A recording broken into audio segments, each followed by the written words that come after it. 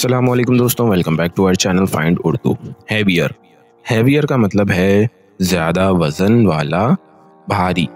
Heavier का मतलब है कोई चीज़ या शख्स जो वज़न में ज़्यादा हो या दूसरी चीज़ों के मुकाबले में भारी हो।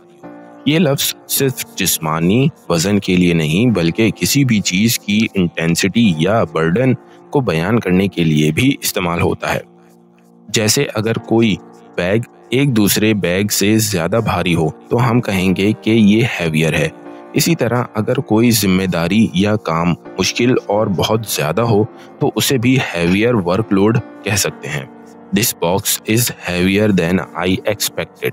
ये डब्बा मेरी सोच से ज़्यादा भारी है। तो दोस्तों, हैवियर का मतलब है कोई चीज़ जो वज़न में ज़्यादा हो या बर्डन और इंटेंसिटी भी बता सकता है। उम्मीद है अब आपको हैवियर का मतलब समझ में आ गया होगा।